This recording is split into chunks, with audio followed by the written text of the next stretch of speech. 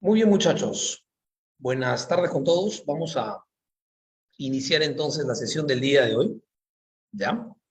Bueno, siempre cuando inician las clases, las sesiones, recuerda que siempre doy unos minutos para que seguramente algunos pues se conecten, ¿no? Para poder empezar, pues, y de esa forma no, aquellos que tal vez pues quieren estar de la hora que efectivamente empieza, ¿no? Inicialmente todo, entonces les damos siempre un lapso de tiempo para que se conecten, ¿ya? Bien. Ahora sí, me parece que ya podemos ir empezando con la parte de la sesión, ¿ya?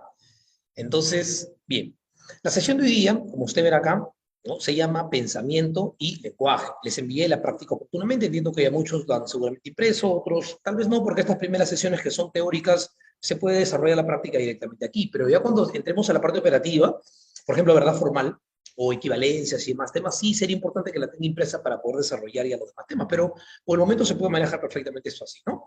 Bueno, entonces vamos a un poco explicar cuál es la razón del tema de hoy día. Recuerden, por favor, que yo ya les había dicho de que este curso es un curso que tiene una secuencia de temas bien ordenada, ¿no? Hay una estructura en cuanto a la secuencia temática que está muy bien definida, ¿no?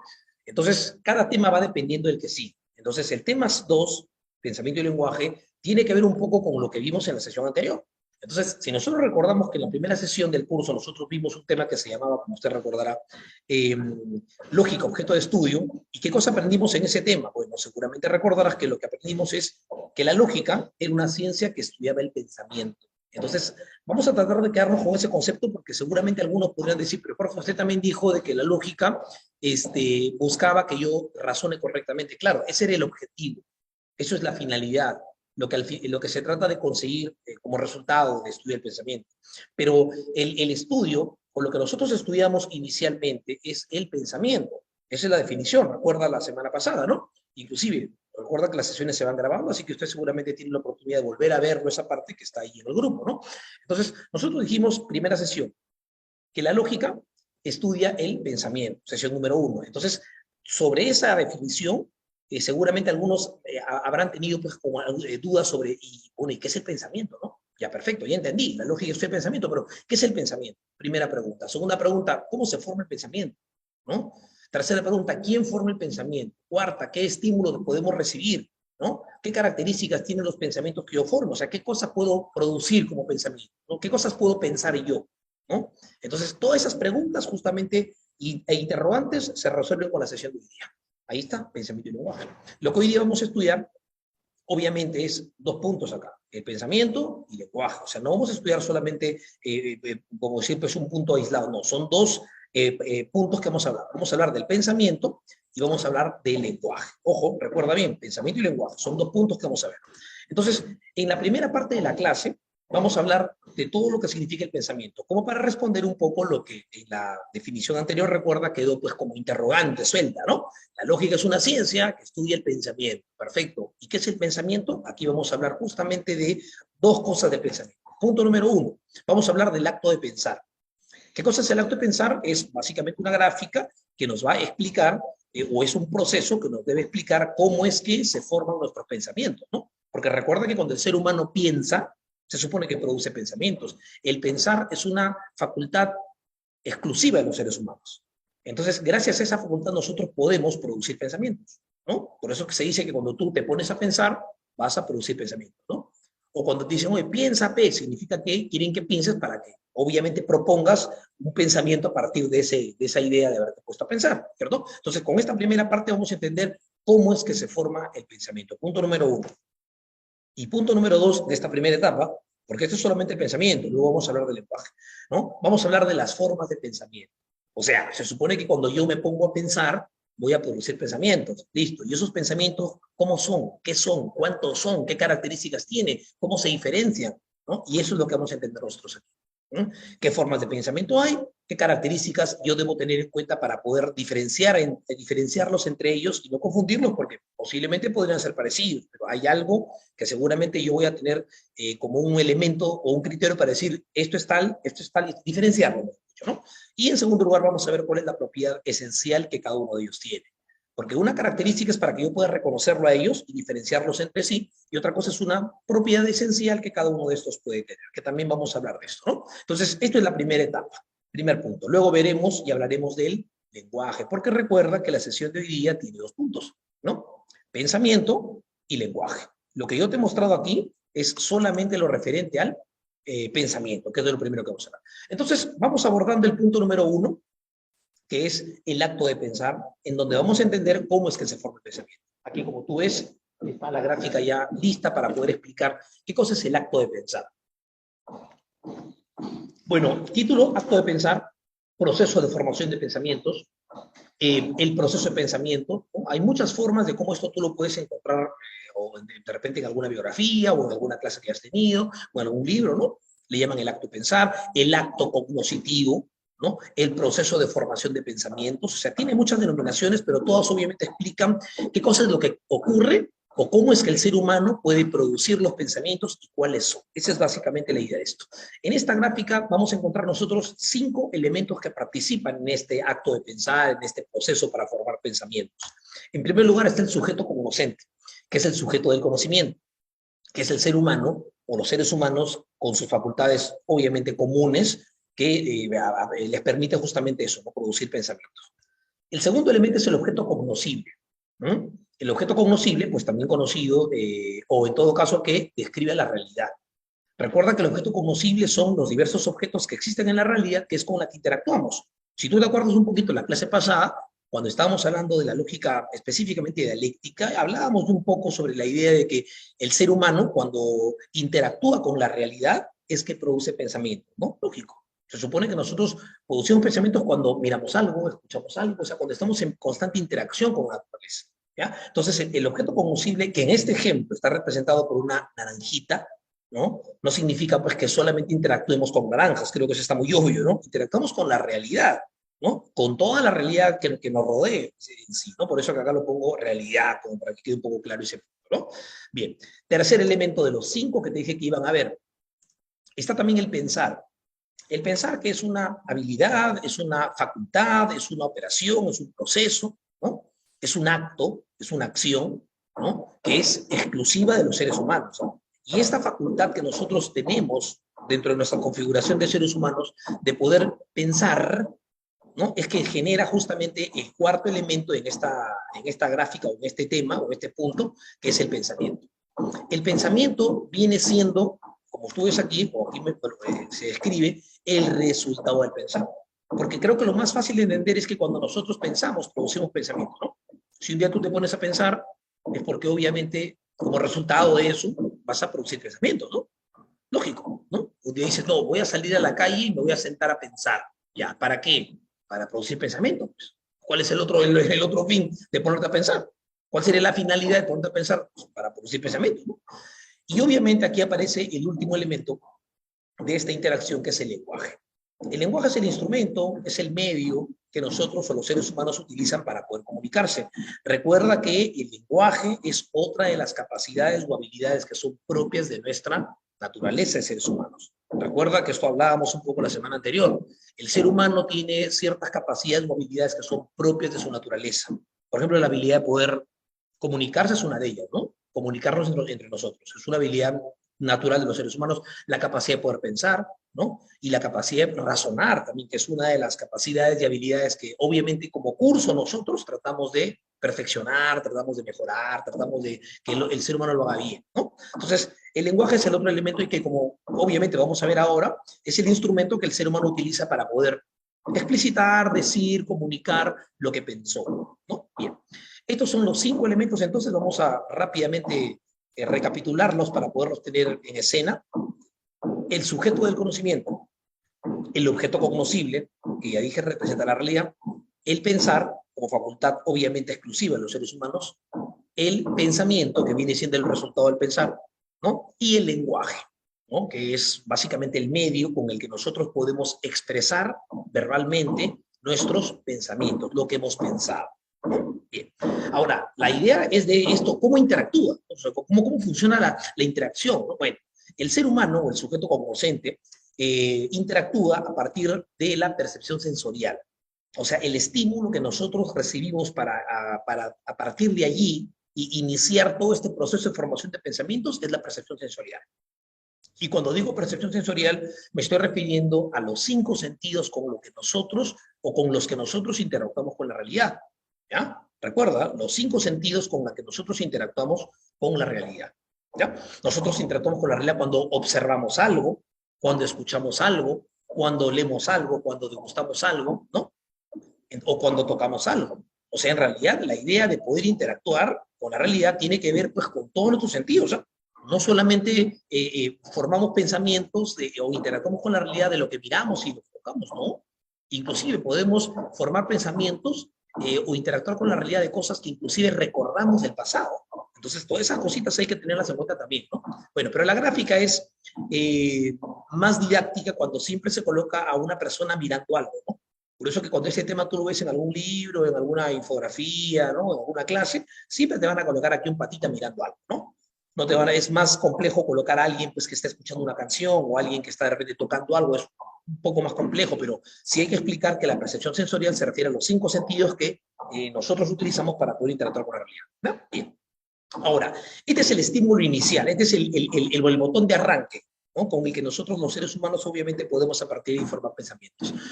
Y luego viene uno de los elementos que es el más importante y es básicamente la razón del por qué nosotros producimos pensamientos, ¿no? Que es esta facultad, la facultad del pensar, ¿no? Que es, como dije hace rato, lo que finalmente da como resultado los pensamientos, ¿no? Por eso dije, la forma más elemental de esta gráfica es que cuando tú te pones a pensar, vas a producir pensamientos. ¿No es así? Pensamientos que cuando tú los comienzas a expresar, a comunicar, a decir, como quieras decirlo, ¿no? O llamarlo, se pueden ir formando de acuerdo a un nivel de complejidad, que pueden ser 3, ¿no? Así ordenadamente, ¿no? Lo más básico que tu pensar, ¿no? Podría producir, ¿no? Es el concepto. El concepto es la forma más elemental de pensamiento que nosotros podemos producir cuando nos ponemos a pensar. Lo más básico, lo más simple, lo más sencillito, ¿no? Lo que menos nos desgasta, el concepto, ¿no? Pero hay una forma que es un poquito más elaborada ya, que es el juicio. Es una forma ya un poquitito más compleja, tiene un nivel de complejidad un poco mayor, ya vamos a entender qué cosas cada uno, ¿no? Qué características tiene, ¿no? Ahorita estamos en la etapa de explicar cómo nosotros interactuamos para producir pensamientos, ¿no? Nada más. Luego vienen ya las características de cada uno de estos. Y lo más elaborado que nosotros podemos construir cuando nos ponemos a pensar es el razonamiento. Y que curiosamente, si tú recuerdas la definición de la clase pasada, el objetivo de nosotros en el curso de lógica es que podamos mejorar, ¿no? y perfeccionar esta forma de pensamiento. O sea, la forma de pensamiento que a nosotros nos interesa finalmente construirla bien, ¿no? Que tenga todos los requisitos para poder hablar de que es un razonamiento que es correcto, que es válido, ¿no? Es el razonamiento, ¿no? Entonces, estas son las 3 formas de pensamiento, repito, que nosotros cuando nos ponemos a pensar, tras haber o después de haber interactuado con la realidad, podemos nosotros producir. El concepto, el juicio y el razonamiento. Recuerda, concepto, la forma mínima de pensamiento, juicio, una forma semi-elaborada, y el razonamiento, la forma pues, más compleja de esto, ¿no? Bien. Ahora, un ejemplo de concepto, no voy a hablar todavía mucho de las características porque eso pretendo hacerlo en la siguiente pantalla que tengo acá. Aquí solamente quiero comenzar a explicar lo elemental. Como dije, lo más elemental que nosotros podemos formar cuando interactuamos con uno de los objetos de la realidad, como en este caso una naranja, es el concepto. Entonces aquí he formado un concepto como pensamiento, que es naranja, ¿cierto? Pero ya podría formar un pensamiento un poquito más elaborado, que es el juicio, ¿no? Y decir, por ejemplo, la naranja es una fruta agridulce. Entonces, lo que he hecho ahí es formar un pensamiento, como tú verás, pues un poquitito más elaborado, ¿no? Ya no es tan simple como decir concepto, sino que aquí hay algo un poquito más elaborado, ¿no? Pero ya si me pongo a analizar y quiero pues algo mucho más complejo, algo mucho más elaborado, ¿no? Que sea pues el resultado como que final de todo este proceso de pensar, o sea, la cúspide de mi conocimiento, es el razonamiento. Y nosotros entendemos que es un razonamiento así de forma muy general, ¿no? Como dije hace ratito, ya voy a dar más características, ahorita solamente lo elemental. El razonamiento, por ejemplo, que podríamos formar es esto, ¿no? Todas las frutas son vegetales. Por lo tanto, la naranja, que es una fruta, pues tiene que ser vegetal. Acabo de producir un razonamiento que es la expresión máximo de lo que mi cerebro puede producir, por decirlo de alguna manera, ¿ya? Entonces, como tú verás, sí, pues hay un nivel de elaboración que obviamente me hace dar cuenta primero de que el concepto es lo más básico que se puede formar, el juicio es algo más elaboradito, pero el razonamiento sí veo que es la cúspide, pues, ¿no? Del intelecto, ¿no? Del ser humano, ¿no? Es la forma final, la forma más compleja, ¿no? Lo mejor que yo puedo formar o que mi cerebro puede formar cuando se pone a pensar, ¿correcto? Y como dije hace ratito, curiosamente, esta es la forma de pensamiento que a nosotros en la lógica nos interesa desarrollarla, nos interesa perfeccionar, nos interesa que tú la construyas, pero la construyas bien. Eso ya vamos a ver, ¿no? Muy bien. Pero aquí salta a la vista un poco un complemento que hay que tener en cuenta, ¿no? Miren, si el pensamiento está formado por concepto, por juicio y por razonamiento, ¿ya? Entonces, la primera impresión de muchos sería, oye, pero si el pensamiento está formado por concepto, juicio y razonamiento, y además yo estoy entendiendo aquí que el pensar es el que genera los pensamientos, pues asumo de que deberían haber también tres operaciones o tres procesos que generen respectivamente a cada uno de ellos. Efectivamente, cada forma de pensamiento que tú ves aquí es el resultado de una operación del pensar. ¿Cuál es la operación de pensar que genera los conceptos? El aprender. El aprender es la operación, ¿no? Es la operación del pensar, llámale habilidad del pensar, proceso del pensar, que me permite a mí formar los conceptos. O sea, un concepto es el resultado, es el producto, llámale si quieres, del aprender, que es una operación del pensar, ¿correcto? No te confundas o no confundas la palabra aprender con aprendizaje. Son dos vainas totalmente diferentes. Aprendizaje es la idea de poder, pues, no sé, en todo caso, descubrir un nuevo conocimiento, asimilar un nuevo conocimiento, eso es aprendizaje. Aprender viene de aprehensión, de captura, ¿no? ¿No? De capturar algo.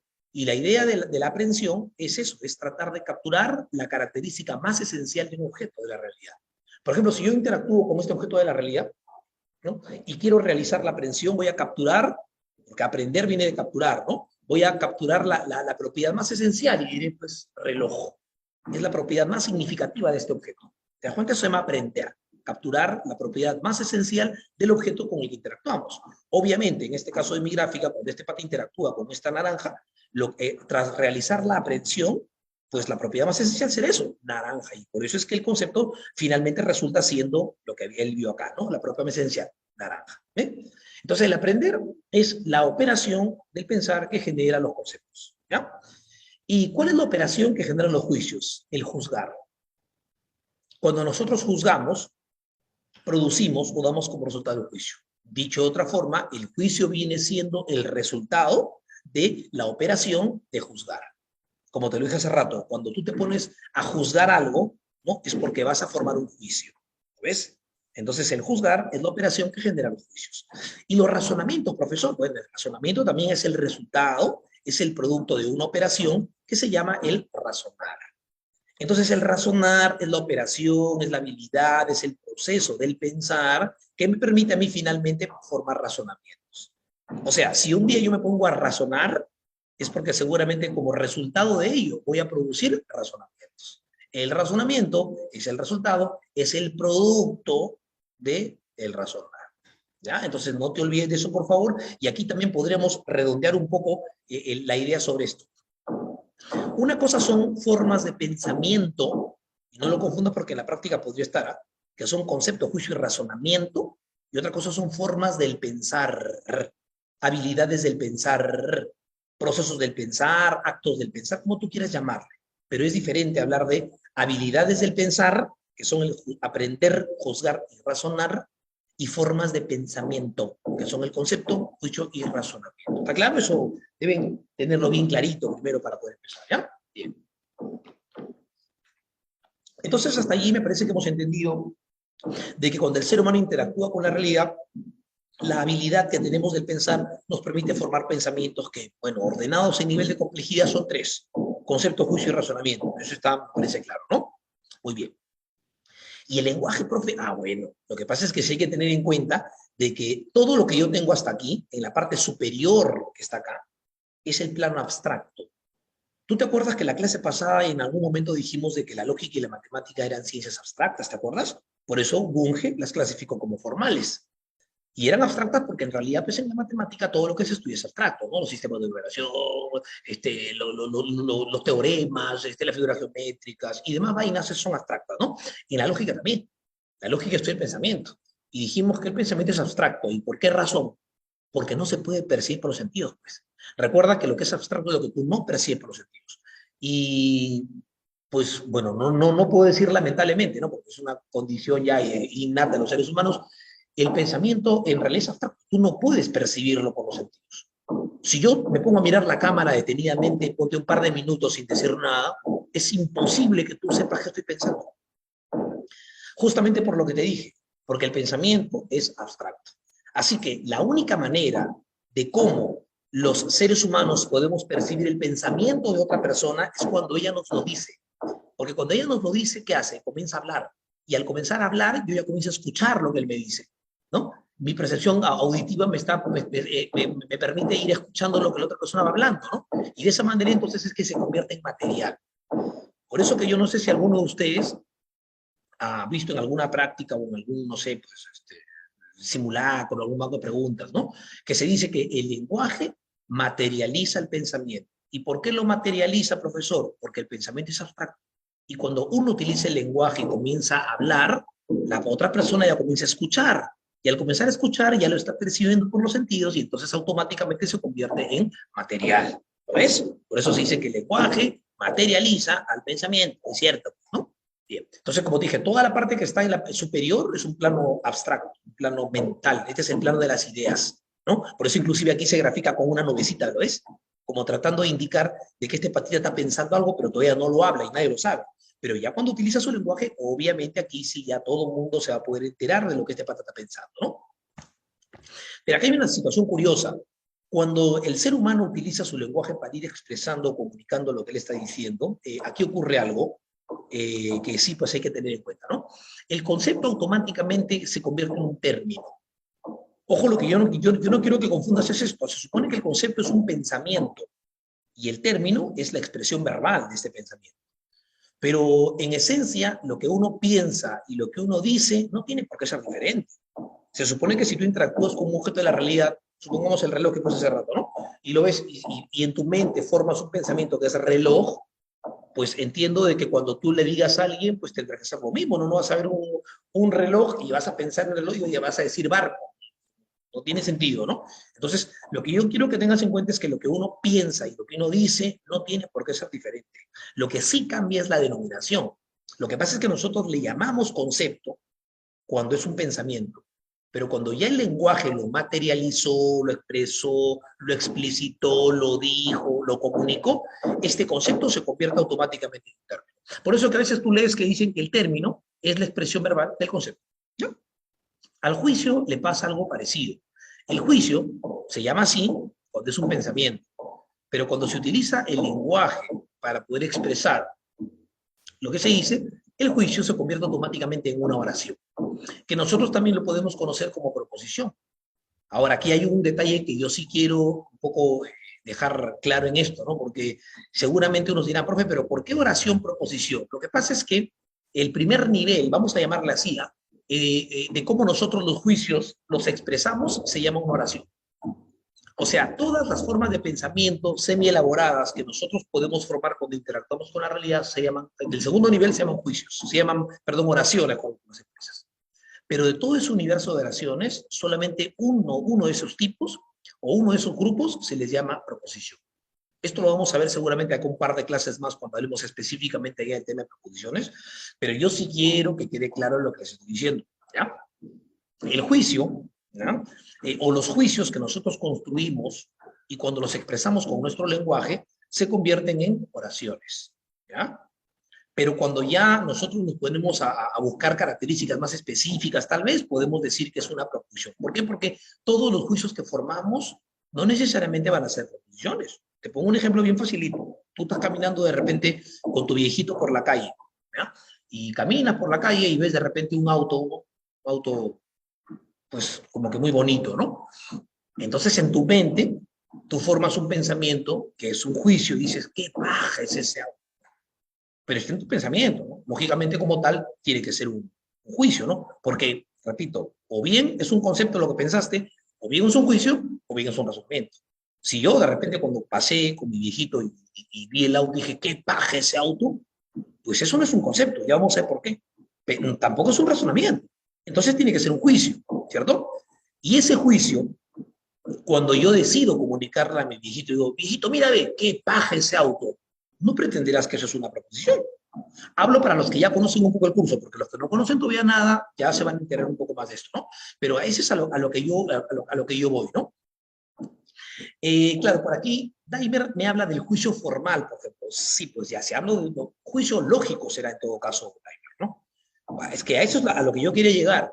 Entonces, cuando nosotros interactuamos con la realidad, escúchenme bien, y formamos un juicio, ¿ya? Ese juicio, los juicios que podemos formar pueden ser de diversos tipos, ¿no? Todos ellos de diversos tipos se van a convertir en oraciones, ¿no? No, oraciones de todo tipo, pero solamente alguno de ellos es el que va a lograr con ciertas características más convertirse finalmente en una proposición. Por eso les dije, el ejemplo que te puse, ¿no? Pasás por la calle, juicio, qué paja ese auto. Si tú le dices a tu viejito, se lo comunicas con tu lenguaje, no pretenderás que eso es una proposición. Porque yo creo que hasta el más malo, que sabe todavía muy poco el curso, sabrá que decir qué paja es ese auto, eso no es una proposición. Ya vamos a aprender por qué seguramente para los que son nuevos. Pero ese es el punto, ¿no? En cambio, si hubiera pasado y hubiera visto un auto y en mi mente formaba el auto es de color rojo y le decía al viejito, mira papá, ese auto es de color rojo, eso sí es una proposición. ¿Te fijas? Entonces a lo que yo quiero llegar es a eso, de que el juicio, esta forma de pensamiento cuando uno utiliza el lenguaje para expresarlo, no necesariamente van a ser siempre proposiciones. Pueden ser o se manifiestan primero siempre en oraciones. Y de este universo de oraciones, claro, hay un grupito de ellas con ciertas características más que van a ser proposiciones. ¿Ya? Entonces, de ahí es que lo que Daimer me pregunta, por ejemplo, su compañero sobre el juicio lógico, ¿no? Sí, pues juicio lógico, juicio científico. ¿Por qué se puede hablar de juicio lógico, juicio científico? Lo que pasa es que para la ciencia y para la lógica no nos interesan cualquier tipo de juicios, ¿no? ¿Tú crees que la lógica o la ciencia misma, porque la lógica es una ciencia, le interesaría el juicio, man, ya, qué paja ese auto? ¿O qué bonita está la ciudad del día de hoy? No, esos juicios son juicios, sí, por supuesto, pero a la ciencia no le interesa para construir conocimiento, ¿no? Entonces ahí está un poco la idea de cómo hablamos de el juicio en general y el juicio útil para la ciencia, o el juicio lógico, juicio científico que le llaman, ¿ya? Bien. A ver, por acá su compañero Luis nos hace una pregunta, ¿no? Profe, ¿la proposición es un juicio aseverativo? Sí. Las proposiciones son juicios aseverativos, tienen que tener características aseverativas, pero eso ya es tema de un par de clases más todavía cuando lleguemos a proposiciones. Pero es cierto, un juicio aseverativo es un juicio que afirma o que niega una característica.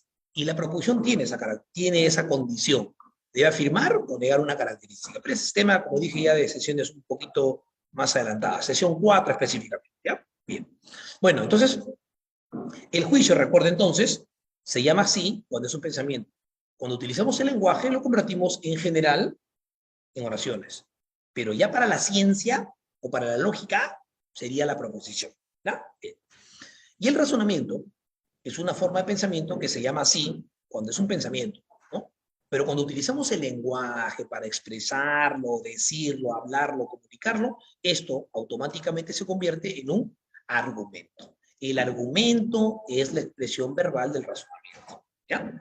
Bueno, y aquí está el mismo ejemplo. O sea, he copiado lo mismo aquí por lo que dije al inicio, ¿no? Lo que uno piensa no tiene que ser distinto a lo que uno dice. ¿Ya? Yo pensé en este juicio, pues dije esta proposición, ¿no? O esta oración. Yo pensé en este razonamiento y dije este argumento. Lo que cambia es la denominación nada más, eso acostúmbrense. ¿Ya? Bien, entonces aquí está la diferencia entre, ojo, formas del pensar, aprender, juzgar y razonar, formas de pensamiento, concepto, juicio, razonamiento y expresiones del pensamiento, resultados verbales o expresados del pensamiento, término, oración o proposición y argumento. ¿Ya? Entonces, diferencien bien estas cositas. Bueno, con este grafiquito, como ustedes verán, lo que hemos explicado es cómo es que ocurre esta interacción que permite pues, que el ser humano pueda producir pensamientos. Y que ya una vez construidos, ya de lo que nosotros nos preocupamos como curso es que desarrollemos esta. Bueno, el argumento ya expresado, por supuesto, ¿no? Que se construyan correctamente, válidamente, con características que ya nosotros hemos hablado en la primera sesión. ¿Sí? Muy bien. Pero aquí hay que hablar de dos puntitos más, que sí siempre es bueno aclararlos un poco, ¿no? Mira, cuando tú colocas aquí en esta gráfica a un patita mirando algo, en algunos casos, no en todos, por supuesto, ¿no? Hay mucha gente que se lleva la impresión equivocada de que la única forma de que nosotros podemos interactuar con la realidad es a partir de lo que vemos. Y es mentira, pues. Ya te dije que esto se llama percepción sensorial. Tú formas pensamientos de lo que miras, de lo que escuchas, de lo que tocas, de lo que hueles, de lo que degustas, los sentidos en general. Primer punto, que lo aclaré creo que en la clase, ¿no? Otro segundo punto que también es bueno explicar es que los objetos cognoscibles o los objetos con los que nosotros interactuamos, que son parte de la realidad, no necesariamente tienen que ser concretos o materiales como una naranja, como un automóvil, como una manzana, como una casa, como un perro, como una pelota, no. ¿No? Se coloca esto pues, con fin didáctico, porque en una gráfica es más paja colocar un patita que mira algo, pero se asume de que cuando tú hablas de objetos cognoscibles, hablas de la realidad, y la realidad no necesariamente es material, la realidad puede ser de dos tipos. Esta es la continuation, ¿lo ves? Continúa, ahí está, ¿no? A continuación. ¿No? Entonces, el objeto cognoscible, que repito, representa la realidad, puede ser de dos tipos, porque la realidad con la que interactuamos es en realidad de dos tipos. Está la realidad material, para empezar, que es un tipo de realidad que es la que se percibe por los sentidos. Recuerda que lo material o concreto, si quieres llamarlo, es todo lo que nosotros percibimos por los sentidos. Lo que yo puedo tocar, escuchar, degustar, oler, realidad material. Pero por otro lado se encuentra la realidad abstracta, es decir, una realidad que es la que yo ya no percibo por los sentidos. ¿Es así? Es una realidad que yo ya no percibo por los sentidos, pero ¿por qué no la voy a percibir por los sentidos? Porque obviamente se encuentra en la mente del hombre. Todo lo que está en la mente del hombre, en el subconsciente, dentro del yo, como tú quieras llamarlo, es justamente la razón del por qué no lo puedes percibir por los sentidos. Porque si tú lo puedes mirar, escuchar, tocar, es una realidad material, ¿no? Estas son las dos realidades, bueno, en la que se podría clasificar, como dije, la realidad con la que interactuamos. Por eso decía, tú no solamente interactúas con cosas que puedes materialmente tocar, escuchar, degustar, oler, ¿no? También interactúas con situaciones que son parte, pues, de situaciones abstractas. Y eso es lo que vamos a hablar en este. Bueno, la realidad material, pues, ejemplos de lo que tú puedas tocar, escuchar, comer, degustar, es como que un poco, bueno, no sé, ¿no? Me parece innecesario, pero por si acaso coloquemos algunos como para conversarlo, ¿no? El átomo. Profesor, el átomo no lo puedo mirar, tocar. Bueno, pues pero es parte de la estructura elemental de la materia, pues, ¿no? Que tus facultades o tus sentidos elementales no te permitan poder mirar un átomo, no significa que no sea material, ¿no? Pero esas cositas creo que sí usted lo puede superar, ¿no? Una melodía musical, la escuchas. El país son realidades materiales, ¿no es? Se pueden percibir, medir, experimentar, lo que tú quieras, ¿no? ¿Ya? Todos los elementos u objetos que son parte de las realidades materiales se dice que son objetos estudiados por las ciencias factuales. ¿Ya? Porque las ciencias factuales, recuerda que son ciencias, ¿no? Materiales, ¿no? Entonces, obviamente, se dice pues que son estudiados por las ciencias factuales, como tú verás. ¿Ya? Bien. Pero también se encuentra la realidad abstracta, ¿no? Realidad abstracta, ¿no? Que son realidades, como dije, que obviamente no se perciben por los sentidos, ¿ya? Porque están en la mente del hombre, ¿cierto? Y aquí se encuentra la realidad conceptual, ¿ya? Que es una realidad, y la realidad psicológica. Son dos realidades que tenemos, ¿no? La conceptual y la realidad psicológica, ¿ya? La realidad conceptual es una realidad, déjame colocar acá un ratito, para, ya. Ya. La realidad conceptual es, bueno, es una realidad que es común para todos. O sea, la conceptual y la psicológica, repito, son realidades abstractas, ¿ya? Pero la diferencia entre cada una de ellas es que mientras que la realidad conceptual es una realidad que es común para todos, o sea, es una realidad que todos lo entendemos como lo mismo, la realidad psicológica es propia de cada persona. Entonces aquí uno se pregunta, profe, pero ¿cómo es esto de una realidad conceptual Y, o sea, que esté en la mente del hombre, entiendo yo, pero que sea común, es decir, que cualquier persona entienda algo igual, sí. Y es que si te pones a pensar un poquito, todos los objetos que en la matemática, por ejemplo, o en la lógica son estudiados, son abstractos, ¿sí o no?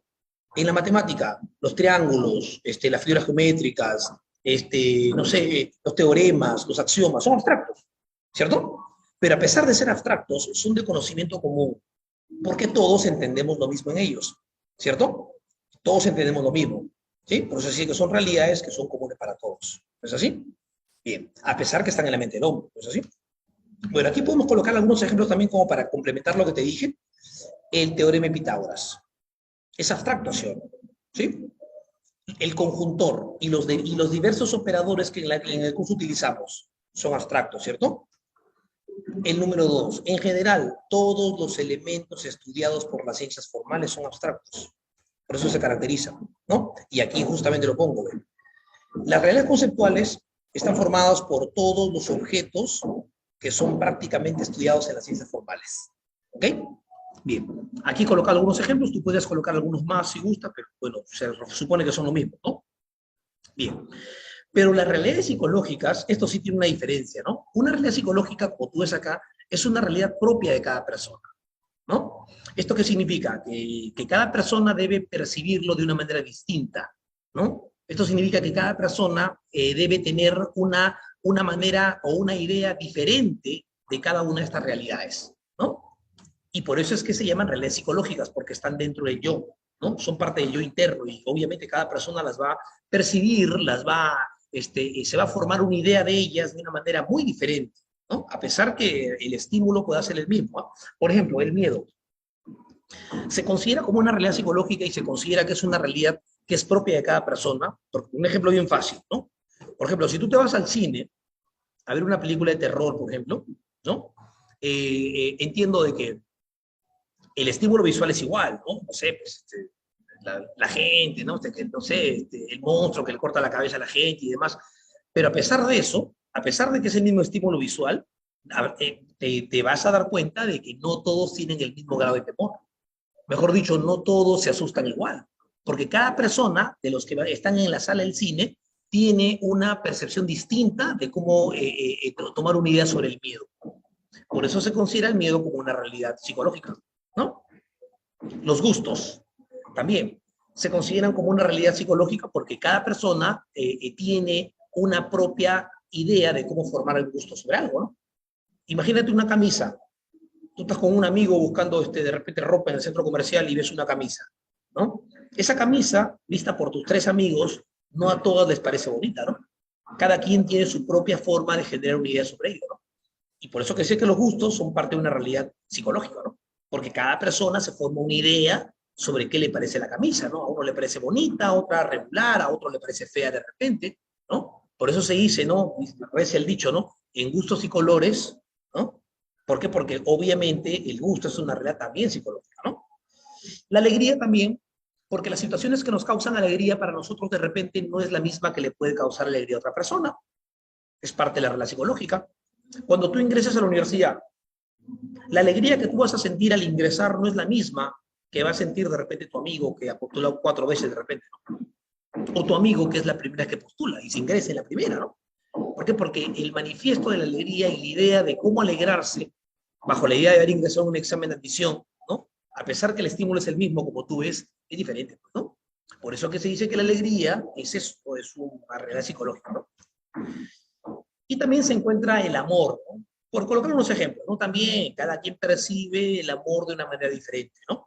Por no decirte que tú no te enamoras igual de todas las personas, ¿no? Entonces, a esto se le considera o se le denomina realidades psicológicas, ¿ya? Porque como verás, son realidades que son propias de cada persona y como te dije, a pesar de que están en la mente del hombre, cada persona se forma una idea propia sobre el estímulo o sobre el objeto con el que interactúa, ¿no? Como aquí yo he puesto algunos ejemplos, ¿ok? Bueno, rescatemos este punto que me parece importante de que las realidades materiales están formadas por objetos de las ciencias factuales, ¿ya? Y las realidades abstractas, o las realidades conceptuales específicamente, están formadas por objetos de las ciencias formales. Esos dos puntos creo que me parece que debemos rescatarlos para que los tengas en cuenta bien, ¿ya? Bien. A ver, ahora, vamos con el punto número 2, que son las formas de pensamiento, ¿ya? A ver, aquí cuando hablamos de formas de pensamiento, ya me parece que hemos dejado claro que son 3 formas de pensamiento. Está el concepto, está el juicio y está el razonamiento, o también llamado raciocinio. También lo conocen como hilación, ya eso me parece que usted lo va a poder por ahí manejar, ¿no? Bien, lo que vamos a ver en este punto de la clase son 2 cosas. Uno, las características con las que yo puedo reconocer a cada una de ellas, porque se supone que cada forma de pensamiento entre concepto, juicio y razonamiento debe tener una característica con la que yo pueda diferenciarlas a cada una de ellas, ¿no? Y luego vamos a hablar de la propiedad esencial que obviamente cada una de estas tiene y que no se pueden compartir. ¿Cómo así? La propiedad que tenga el concepto no la va a poder tener el juicio. La propiedad que tenga el juicio no la va a poder tener el razonamiento, ¿no? O sea, son propiedades que obviamente cada uno de estos formas de pensamiento debe tener, ¿ya? Bien. Empecemos con el concepto. Empecemos con el concepto, ¿ya? Una de las características principales con la que tú vas a poder reconocer un concepto, ¿no? Y diferenciarlo tal vez de un juicio, de un razonamiento, es que el concepto no tiene verbo. O sea, a ti te van a dar una lista de alternativas, por ejemplo, en la práctica, y tú quieres saber cuál de esas, cómo reconocer cuál de esas alternativas es un concepto. Fácil, vas a buscar una forma de pensamiento que no tenga verbo. Bueno, explicarle que es un verbo a alguien me parece que no es necesario porque tenemos una idea básica de lo que es el verbo en una oración. El concepto se dice justamente que es una forma de pensamiento que no tiene verbo. Esa es su primera característica con la que tú lo vas a reconocer. Ahora, sí tengamos en cuenta, por favor, de que lo único que te dicen aquí es que no tenga verbo. No te están diciendo que el concepto, para que sea un concepto, debe estar formado por una sola palabra. Eso es mentira. Porque yo, por ejemplo, podría decir automóvil, y es un concepto, y también puede ser un concepto automóvil convertible. ¿Sí o no? Sigue siendo un concepto, ¿no? Y puede seguir siendo un concepto automóvil convertible marca Toyota. ¿Te fijas? Son conceptos, ¿no? ¿Por qué? Porque obviamente están formados, pues están, perdón, cumpliendo la condición que aquí me pide, ¿no? Que es que no tenga verbo. Entonces, la única condición que se pide es que la forma de pensamiento no tenga verbo. Y con eso yo la reconozco como concepto, ¿ya? Así que, en la practiquita, cuando entremos a la parte práctica, lo que vamos a buscar nosotros es justamente eso, ¿no? Que la forma de pensamiento no tenga verbo. Nada más, eso es todo, ¿sí? Bueno, esto que dice que no afirma ni niega, viene siendo como que una consecuencia de no tener verbos. Y esto me parece que es muy obvio, ¿no? Porque se supone que para que tú puedas afirmar o negar algo, necesitas usar un verbo. Por ejemplo, si yo digo viernes, pues eso no afirma nada, ¿no? En cambio, si yo digo hoy día es viernes, es otra cosa, ¿no? Ahí estoy afirmando algo. ¿Te fijas? Y es que para que tú puedas afirmar o negar alguna característica, necesitas hacer uso de un verbo. ¿Ya? Esa es la razón del por qué se dice que el concepto no afirma ni niega. ¿Bien? Entonces, con estas dos condiciones, me parece que la más esencial es la primera nada más, porque esta segunda es el resultado de esto, ¿no? Con esta primera condición, nosotros podemos rápidamente, entre las alternativas, saber cuáles son conceptos. En la práctica está algo de eso, así que hay que estar moscas ahí también por si acaso. ¿Ya? Bien. Ahora hablemos del juicio. Hablemos del juicio. ¿Cómo es que nosotros podemos, en una lista de alternativas, reconocer a un juicio? Bueno, el juicio se caracteriza porque sí tiene verbo, ¿no? O sea, a diferencia del concepto, el juicio sí tiene verbos, ¿no? Y obviamente al tener verbo estás hablando de que la expresión que va a formar debe tener la parte básica de una oración, ¿cierto? Porque se supone que la estructura básica de una oración es formada por sujeto, verbo y predicado, ¿no? Por eso que se dice que el juicio es el que sí afirma y niega. Y por eso que si es que tú te diste cuenta, en este primer punto que vimos en la gráfica, cuando dijimos naranja tiene un concepto, por ejemplo, no tiene verbo. Pero mire el juicio, la naranja es una fruta agridulce. Claro, ahí ya está afirmando una característica. Tiene un verbo de por medio. Entonces, eso es un poco lo que en esta parte trata de explicar, ¿no? De que el juicio regularmente, a diferencia del concepto, sí tiene verbo. Y por supuesto que esto le da una ventaja, que es que sí pueda afirmar y pueda negar también. ¿Ya? Bien. ¿Y cuál es la característica principal de un razonamiento? Pues lo acabas de ver ahí ahorita, es que sea concluyente. El razonamiento, recuerda que es una forma de pensamiento que debe generar un resultado o una conclusión que le llamamos a partir de un conjunto de información, ¿no? O sea, cuando tú construyes un razonamiento es para generar una conclusión o una inferencia, que es el resultado, ¿no?, de una información que te han dado, ¿no? Por ejemplo, ¿no? Y por eso que se dice que la principal característica de un razonamiento es que sea concluyente. De nada te vale tener pues 40 premisas o 20 informaciones si es que no vas a tener la conclusión al final, ¿no? Por eso se dice que el razonamiento es una forma de pensamiento que es concluyente. Esa es su principal característica. ¿De muchachos? Bien. ¿Y cómo me doy cuenta? Porque la pregunta es esa, ¿no? ¿Cómo me voy a dar cuenta, profesor, de que en un razonamiento está, o la alternativa que me han dado a mí, cómo saber que es un razonamiento? ¿Cómo saber que es concluyente? ¿Cómo saber que hay la conclusión? Lo que pasa es que en un razonamiento siempre la conclusión está inmediatamente después de unas palabritas como estas, ¿ve? O sea, te van a decir, por ejemplo, dado tal, tal, tal, dices, ¿no? Premisa 1, premisa 2, bla, bla, bla, bla, bla. Por lo tanto, bla, bla, bla, bla, bla, se infiere, bla, bla, bla, bla, entonces concluyo, deduzco. Por eso que si te fijas en lo que nosotros tuvimos aquí, este es un razonamiento, mira, ¿no? Vamos a hacer un poquito más grande para que lo puedas ver si gusta. No, acá está, ¿no? Todas las frutas son vegetales. Por lo tanto, ¿ves? La conclusión ahí inicia, ¿no? La naranja, al ser una fruta, tiene que ser un vegetal. Entonces, este es el indicador, o esas son palabritas que son las que te indican o te ayudan de alguna forma a saber en dónde se encuentra la conclusión, por ejemplo, de algo. ¿Ya? Bien, entonces, resumen de esta parte. Si me dan en la práctica, que ya vamos a verla ahorita, una lista de alternativas y me piden que yo reconozca cuáles son conceptos fácil, voy a buscar cuáles no tienen verbo, ¿no? Nada más. Si veo algunas que tienen un verbo y se están formando, por lo tanto, como una oración, entonces van a ser juicios.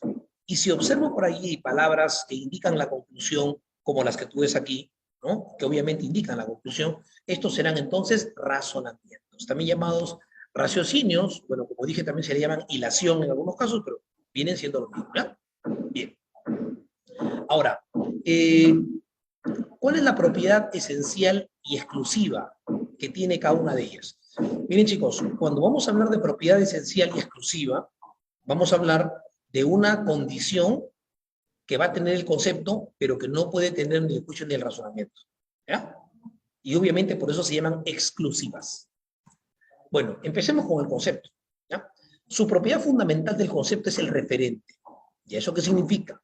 De que de un concepto yo puedo decir que va a tener referente o que no tiene referente, ¿no? Estos son entonces las, como dije, las propiedades o la propiedad esencial que un concepto puede tener, y como dije, puede llevarte a notar que tiene referente o no tiene referente, ¿correcto?